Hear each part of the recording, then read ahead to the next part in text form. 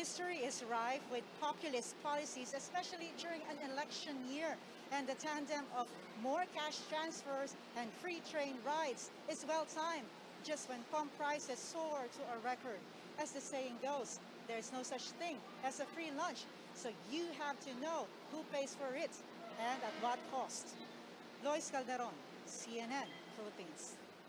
Well, following the price rollback of fuel products this week, the Energy Department made a surprise inspection of retail stores and dealerships of cooking gas or LPG in Metro Manila.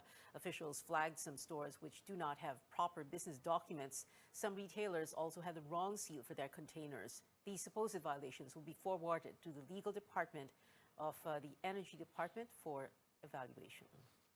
Pag sinabi natin documents, yung Standards Compliance Certificate, kung sila ay nag-apply sa DOE for their respective activity. Saka yung mga tinitinda nila kung compliance din sa rules and regulations na nasasakop sa pagtitinda ng LPG. The current retail price for LPG is 800 to 1,100 pesos. All inspected stores observe the appropriate pricing. The department says there's no word yet if the price of LPG will increase in the coming months.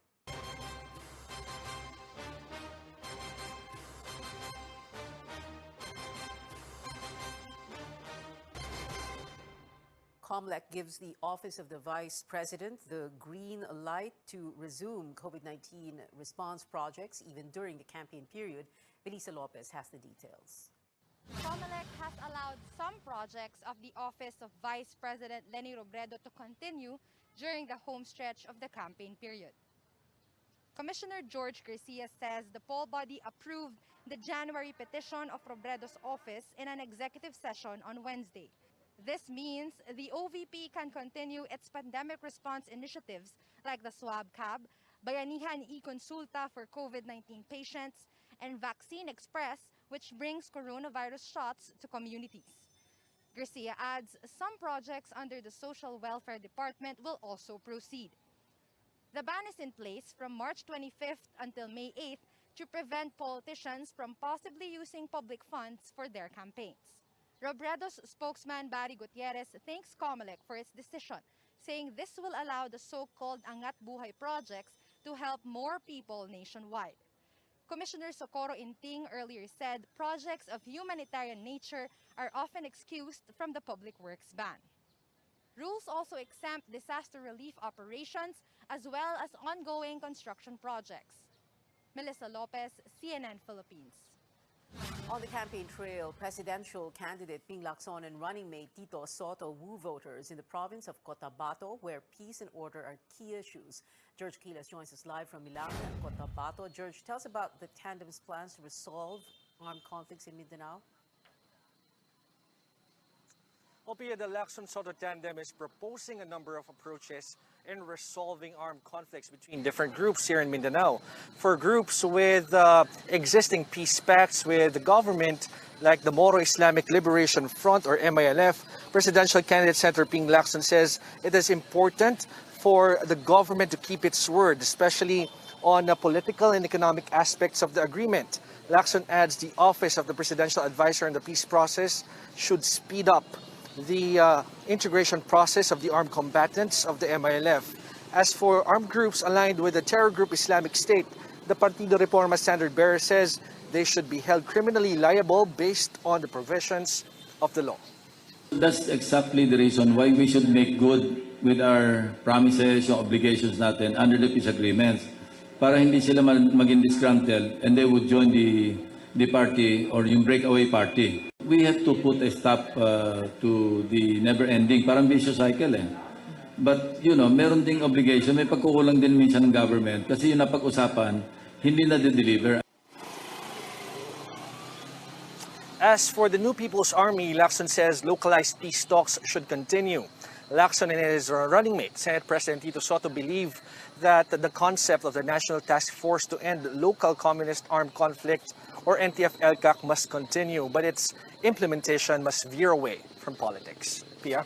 George, tell us about the prospects of the Lacson-Soto tandem to get votes in Mindanao, particularly there in Cotabato. Well, the tandem is banking on the support of their ally, senatorial candidate Manny Piñol.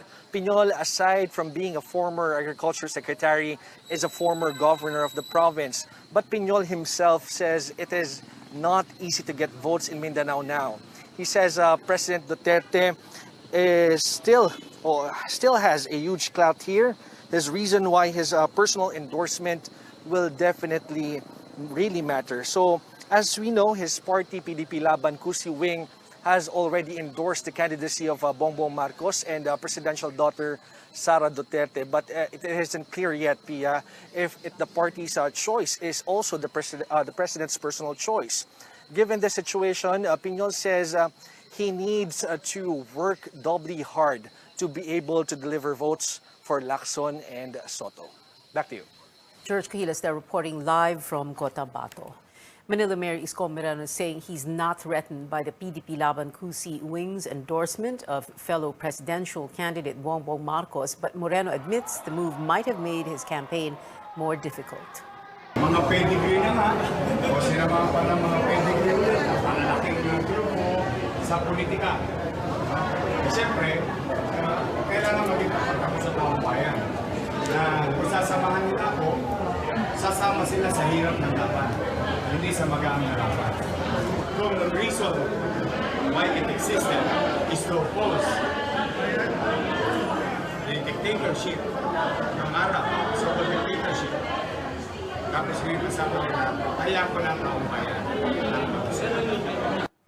Labor leader Leody de Guzman taking a swipe at PDP Laban faction President Alfonso Cusi. De Guzman says Cusi, as energy secretary, chose political interest first before addressing the fuel price hike and the energy crisis.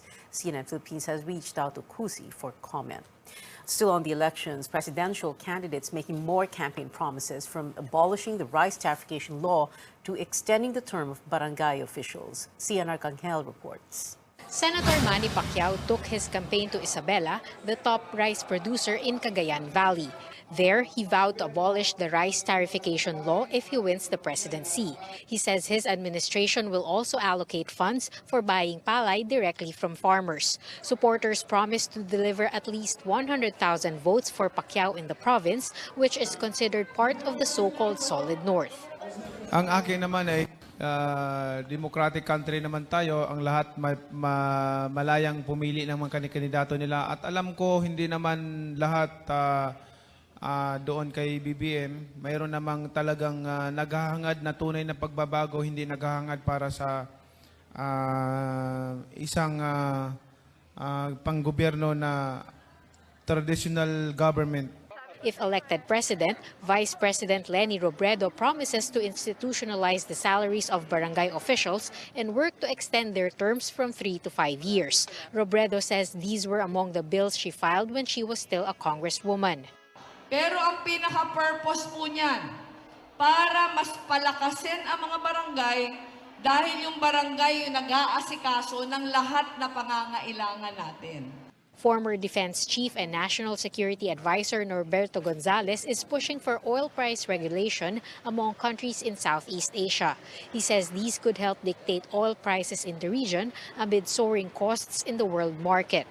On local food prices, Gonzales wants a review of the Agrarian Reform Law, the Land Use Policy, and the Fisheries Act, saying these impede the immediate boost of production. Kailangan yung food production natin, mapa-enhance natin at the quickest time possible. And what I mean by oil ng food production, hindi lang sa lupa, pati sa tubig. Manila Mayor Isko Moreno returned to Laguna to woo voters from Santa Rosa, Biñan, and San Pedro, while former Senator Bongbong Marcos campaigned in Quezon Province. From Isabela, Cian Arcangel, CNN Philippines.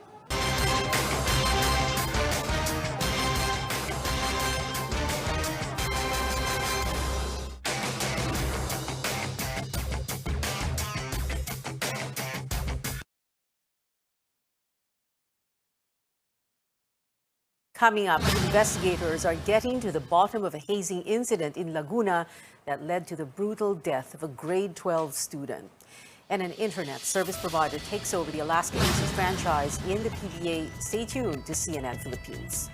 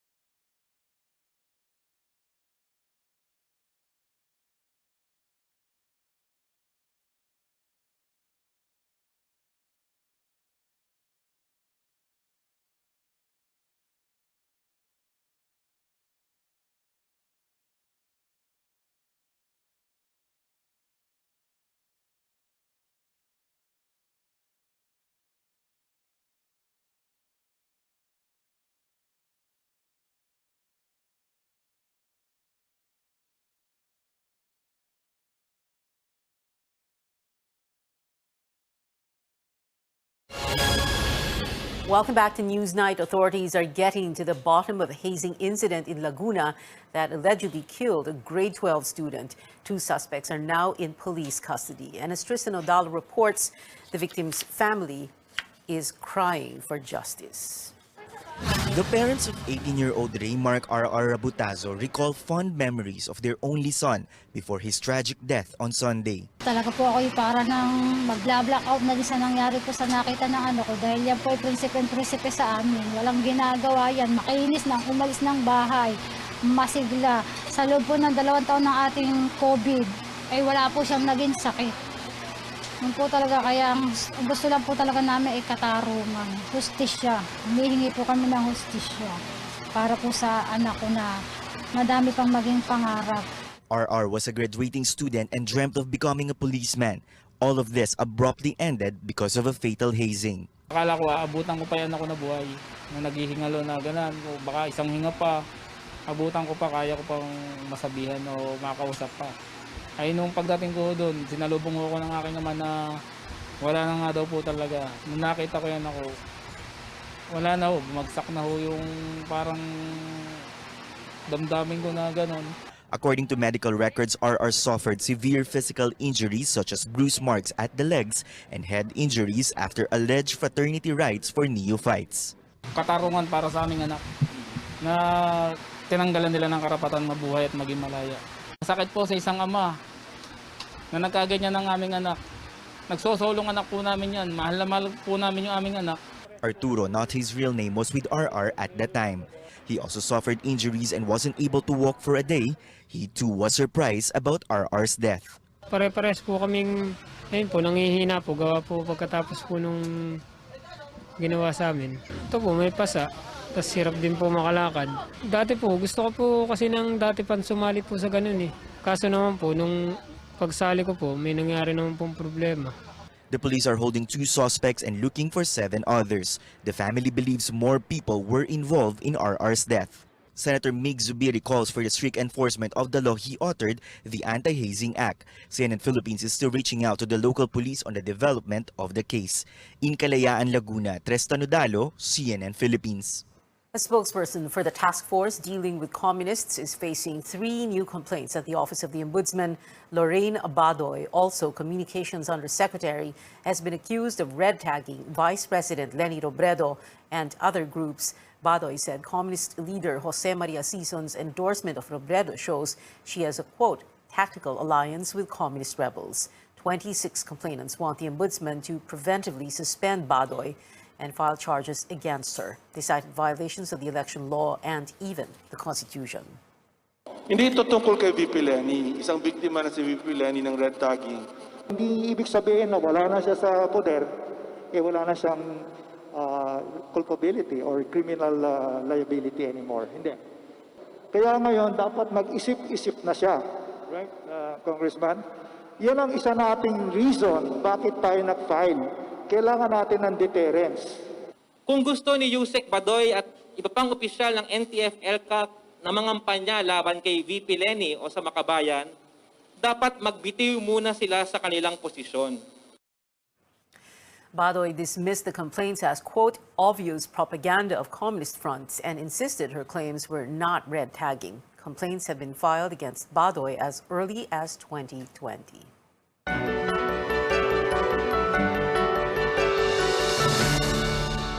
Another grim milestone in South Korea with over 10 million COVID-19 cases reported since the pandemic began. Authorities logged almost 500,000 new infections on Tuesday. South Korea has recorded some of the highest daily cases in the past weeks. Now, with cases surging in Asia and Europe, U.S. health officials are expecting the same scenario. For one expert, time is of the essence to beat the threat of the Omicron subvariant. CNN's Maddie Gaither tells us more in today's Health Minute. In the UK, new COVID-19 cases are climbing once again, driven largely by the Omicron BA.2 subvariant. And top health officials say what happens there tends to play out here in the US about 2 to 3 weeks later. We better pay close attention to what's going on there. Dr. Anthony Fauci says the US will likely see an uptick in cases, but not a surge, as BA.2 is more contagious than the original Omicron variant. But right now, Fauci says it doesn't seem to be the cause of the UK's rise in hospitalizations.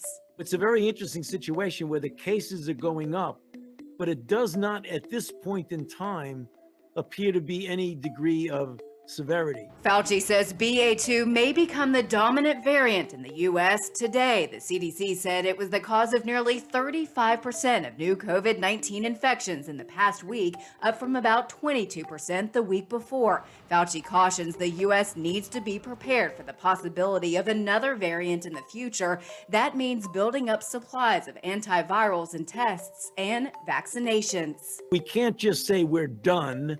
Now we're going to move on. We've got to be able to be flexible. Meanwhile, FDA vaccine advisors are scheduled to meet on April 6th to discuss the possible need for COVID-19 booster shots in the future and whether the vaccine could become an annual shot similar to flu shots.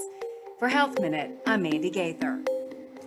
In other world headlines, no sign of survivors yet in what has been the worst air disaster in China in over a decade. A China Eastern Airlines flight with 132 people on board crashed in a mountainous area in Guangxi province on Monday. Over 2,000 emergency workers have been deployed to the site, but search efforts were suspended this morning because of bad weather. Authorities are still investigating the cause of the incident. Now, back here at home, many believe learning to live with COVID-19 is the end game of this pandemic, as lockdowns can take a toll on the public and the economy. While people adapt to the new normal amid looser restrictions, a health expert warns a surge may happen again if we let our guard down. Paige Javier has that story. 2 years since the COVID-19 pandemic unfolded, many continue to feel the so-called pandemic fatigue. While some are still cautious here in the country, many are confident we won't go back to square one. Masarap sa pakiramdam na maluwang na po tayo. Kakatakot yan, napiktuhan tayo sa ating mga trabaho. Basta fully vaccinated na, parang kampante na. The health department says cases are on a slow decline, even as Metro Manila and other areas have shifted to alert level 1. But for some Filipinos living abroad, the tough restrictions are already taking its toll. Kahit nung nag-zero COVID na yung Hong Kong, stringent pa rin yung measures. So, more on fatigue na talaga. Cases in Hong Kong have been hitting 20 to 30,000 daily recently, despite the stringent zero COVID policy. Those who can no longer keep up with the measures choose to leave the financial hub. Umaalis na talaga yung mga tao. It's mentally exhausting. Hindi na sila very hopeful na things are getting better. Unless, yun nga, may change of mindset. In South Korea, one of the model nations in pandemic response, cases are also skyrocketing. If you look at most of these countries, it's because of the waning immunity and the ability of the Omicron, the BA.2, to evade the antibody that is being produced by the vaccine. Dr. Ron Solante says he cannot discount the possibility of another COVID-19 surge in the country. Now, what I'm worried about is that, yes, we are below 1,000. But we are not below 500. So meaning there is still a slow and creeping transmission in the community. He emphasizes the importance of getting a booster shot, especially for the vulnerable population. So far, over 11 million people have received booster doses. Solante warns against further easing of restrictions and mass gatherings, especially in the run-up to the elections. He also says Filipinos should continue to wear face masks and alert level 1 should remain for the next few months. Paige Javier, CNN Philippines. We'll take a quick break, and when we return, Converge is entering the PBA after acquiring the Alaska Aces franchise. Plus, updates on the award season with some big names in music gracing the Oscar stage. Keep it here on Newsnight.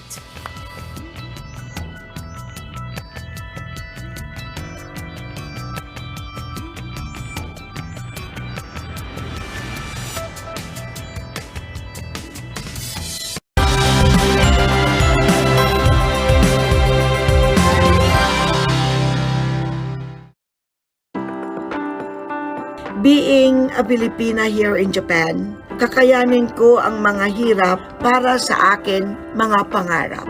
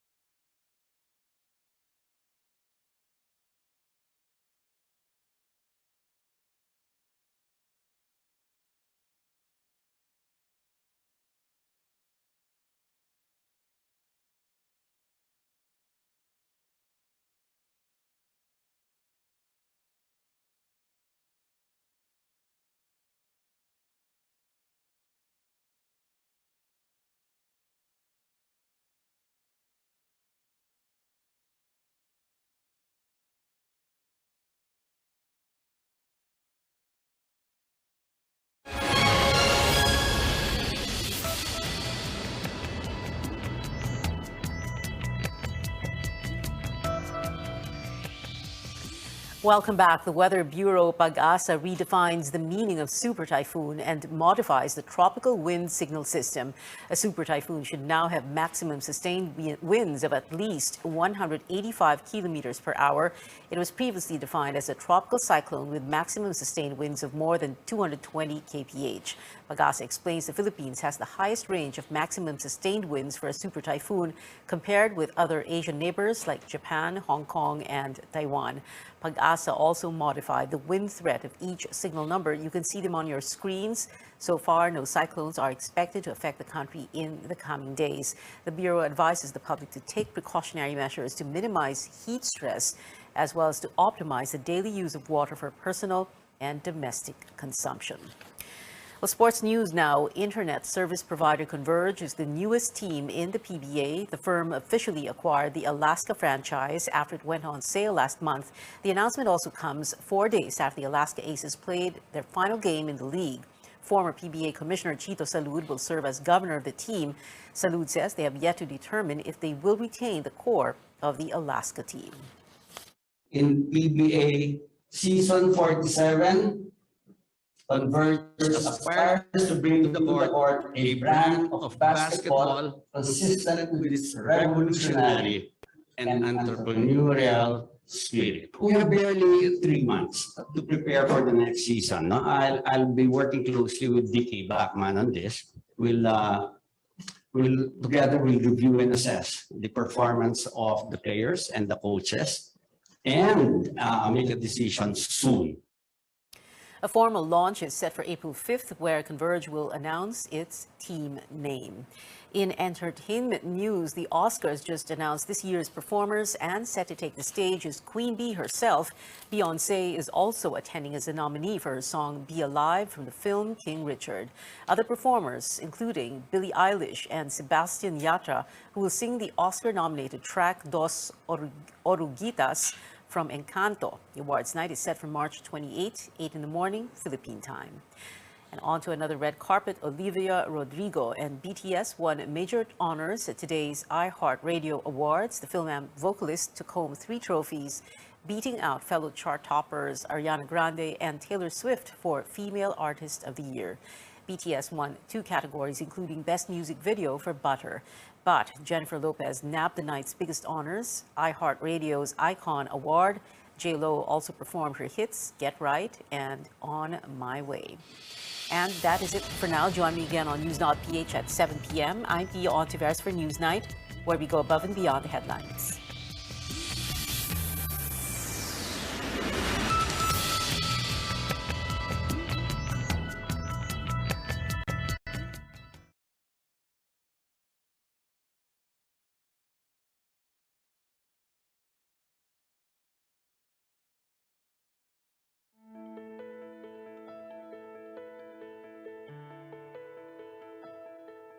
Deciding to conceive is often a big decision. And with recent advances in modern medicine allowing more women to have control over their pregnancies, it has become even more important to know what can affect the success of a desired pregnancy and what you can do to prepare. I'm Dr. Freddy Gomez, and we bring you the knowledge and care you need, especially in this time of COVID-19. You're watching MedTalk Health Talk on CNN Philippines.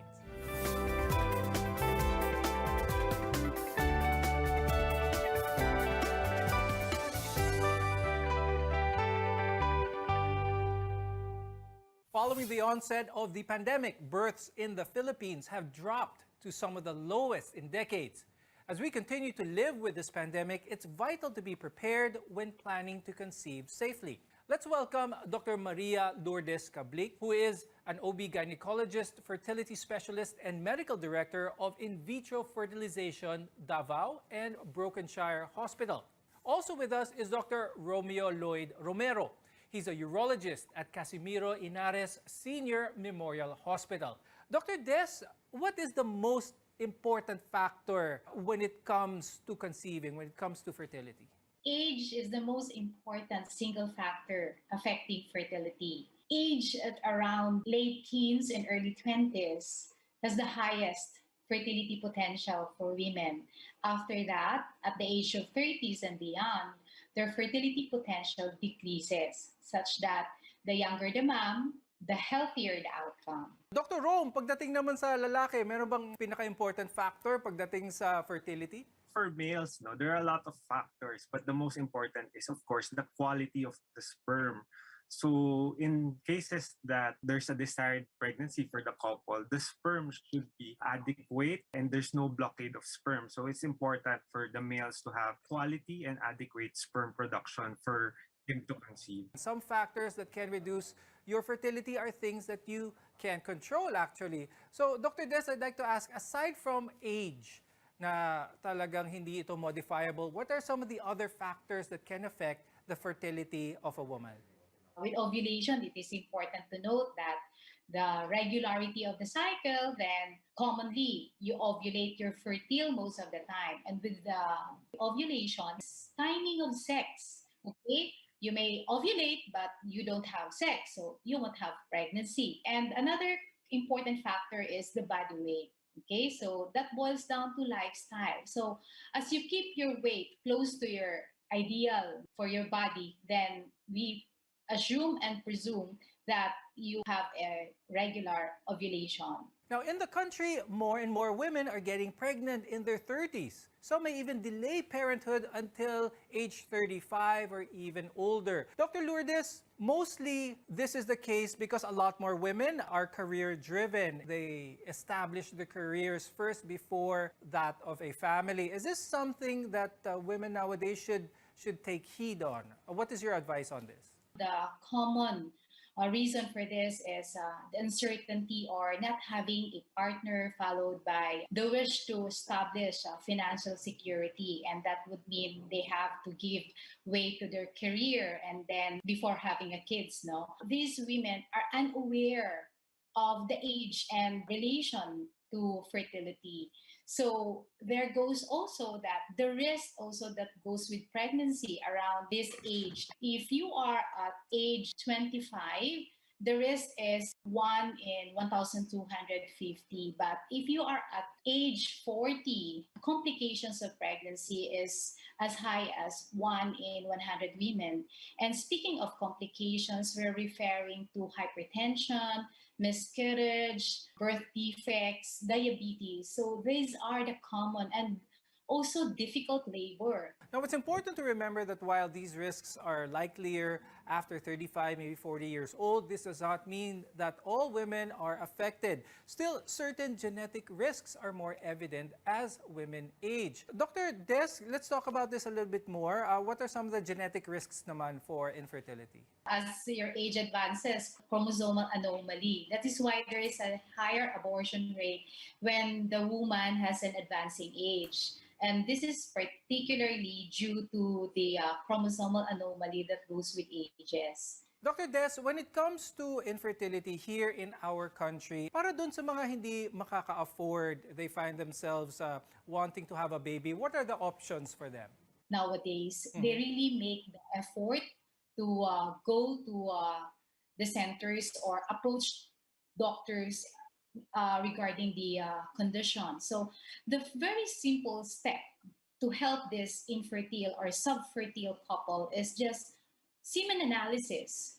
Okay, so that's very accessible, cheap examination. So with that, you can rule out if the male has a problem. Is this true?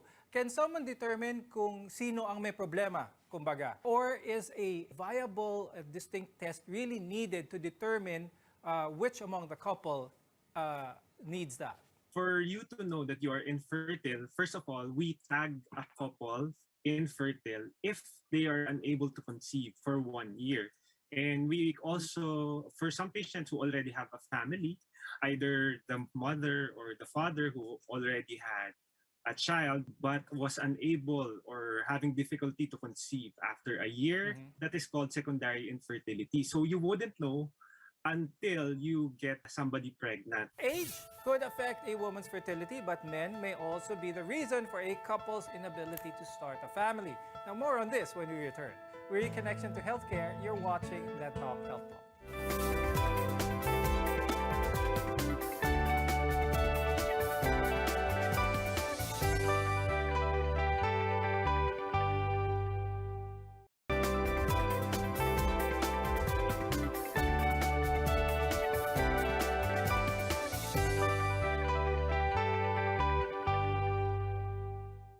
Infertility may result from an issue with either partner or a combination of factors that prevent the pregnancy. I'm Dr. Freddy Gomez, and you're watching MedTalk Health Talk. We're together in health. The main symptom of infertility is the inability to get pregnant. There might be no other obvious symptoms. Sometimes women may have absent or irregular menstrual periods. In other cases, men with infertility may have some hormonal problems. Infertility can affect one or both partners. Dr. Rome, let's first talk about the causes for male infertility. The cause of male infertility is basically sometimes a low sperm production or no sperm production, abnormal sperm function, and the blockade of sperm that goes through the urethra through the cervical os of the female. So that is the cause of male infertility. Ano yung mga common causes ng abnormal sperm production? One is varicocele, like I mentioned earlier, radiation in some patients who are radiated due to cancer or anything else. And also more common, infections, ejaculatory issues in patients who had previous surgeries. They can have retrograde ejaculation or obstruction, and also some antibodies that attack against sperm, some tumors, chromosomal abnormalities, patients who have hormonal imbalance, taking medications like anabolic steroid use, and in some males who has a bad lifestyle like smoking, drug and alcohol use, and also in some patients who have uncontrolled weight. So those are the things that could cause abnormal sperm production. Those who use a bicycle to and from to commute work, are they at risk of male infertility? How about those who say that tight undergarments, the issue between boxers or briefs, are these relevant factors when it comes to the health of the sperm of a male? Yes, that is correct, because exposure to high heat could also lead to abnormal spermatogenesis in the testes. So these are also valid factors. No, the temperature in the testes should be optimal for sperm production. So this is very valid. So also one of the risk factors for having infertility, aside from the age, aside from comorbid conditions, extremes of weight. Is this something that happens often? What do parents of children na nagkaroon ng beke, what should they watch out for? This could be a viral infection, and the patient will have orchitis. So some studies would also say that there is atrophy of the testis in some cases when there's a history of mumps. So like what I said earlier, you wouldn't know unless you try or you get somebody pregnant. So it's a risk factor, like I said, infection. So mumps or viral infection in the testis. Now, pag-usapan naman natin ang female infertility. Dr. Des, yung mga more common causes ng female infertility here in the Philippines. For women, we have the uterine factors, okay? So that would mean myoma, especially if the myoma causes bleeding. And then you have this tubal factor. So meaning this tubal, we refer to the fallopian tube that connects the uterus to the ovary which is where the egg is coming from. And thirdly is the egg production, ovulation. So these are the three most common. Family planning is the information, means, and methods that allow couples or individuals to decide if and when they want to have children. Dr. Des, what are some of the benefits ng family planning? The time frame for this is around 2 to 3 years, especially if the mom delivered normally, that is vaginally, so she can have a pregnancy after 2 years. But if it would be cesarean section, you can delay it longer, so around 3 years, the earliest. And also, having family planning, this would enable the mom to have an ample time to provide undivided care to the baby, to the husband, and to herself. One of the more common family planning methods is that of the rhythm method, both for the female, they use it as time. How effective is this? And when it comes to contraceptions for males, are there any other options aside from using a condom? As a urologist, a short answer that we offer is vasectomy. So for vasectomy, family planning is called family planning because a couple should decide, not only the females. So vasectomy gives the males options or can be offered options to start with family planning, with cutting the vas deferens. Sa isang lalaki, kapag naputol ang kanyang vas deferens, nawawala ba ang pagkalalaki niya? Nawawala ba ang kanyang testosterone sa katawan? It's not demasculinating. So we only cut the cord that transmits the sperms to the penis. But totally, we are not cutting any circulation of the hormones with which most of the males are concerned of. So they think that there will be shortage of male hormones when you do vasectomy, but it's totally not affected. Now, Dr. Des, pagdating naman sa female contraceptions, what are the safest options available here in the Philippines? Modern family planning promotes the use of the hormonal, which is the highly accessible, affordable, is the use of oral contraceptive pill. So unlike before, you can just go to the health center, you ask for it, then it is given to you. But recently, you have to buy it. So if you don't want to have this medication taken every day, then you can have the option of going to injectable. So you have your Depo-Provera there. So that is given once in every 3 months, and it is also cheap at a cost of 150 per vial, and that will give you a protection for at least a quarter. Then you can have this sterilization, so the female counterpart of vasectomy. So this is highly offered in women who had a cesarean section. And then in the repeated delivery through cesarean section, then you can discuss this with your obstetrician. Then during delivery, then the obstetrician will perform the sterilization. When we return, we'll talk about the treatment options for infertility and much more. Your health is our mission. This is MedTalk Health Talk.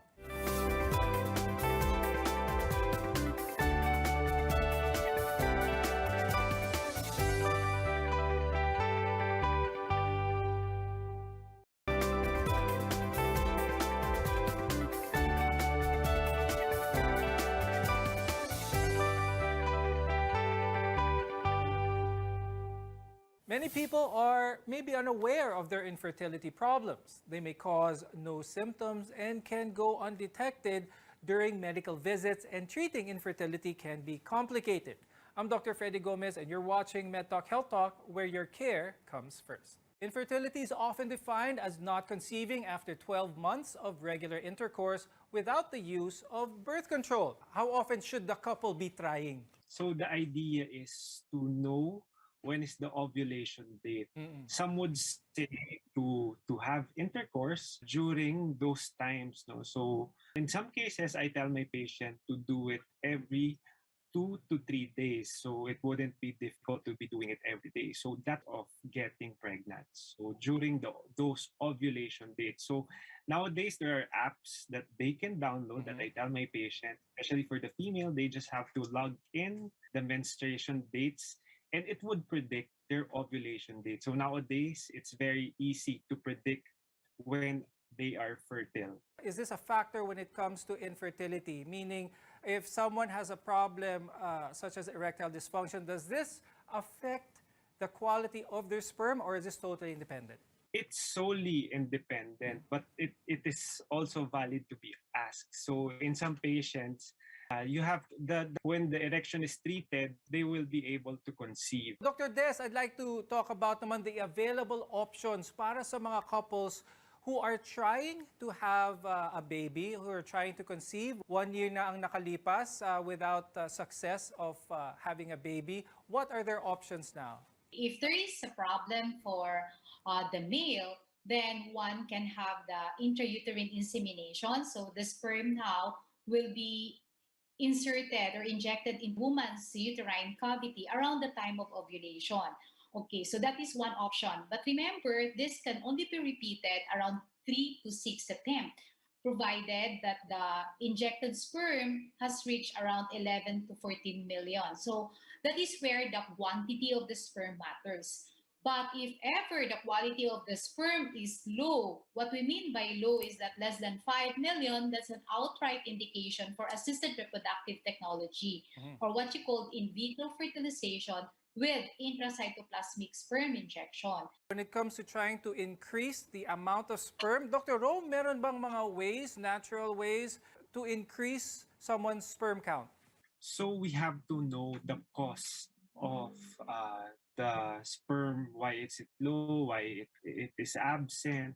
So in some cases, we may give medications to correct the hormones, or in some cases, just to give you an answer on how to have a healthy sperm.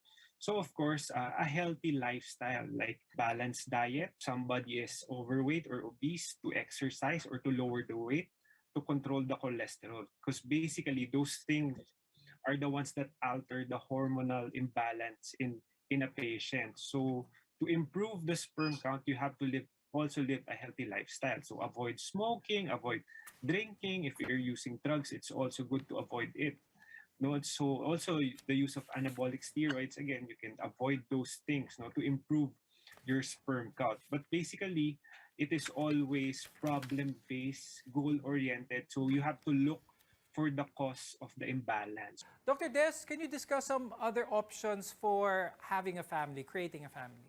Okay, so the options that we usually recommend today, of course, we have to deal with what will deliver. So with that, we always promote in vitro fertilization after several failed attempts of trying the conventional manner.